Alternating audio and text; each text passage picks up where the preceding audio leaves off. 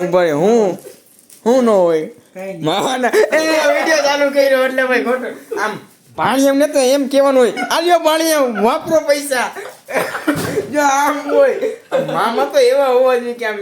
ભાણી ને કેવું ન પડે પણ અમારા મામા ને તો માવા સિવાય તો કઈ વાત જ ન હોય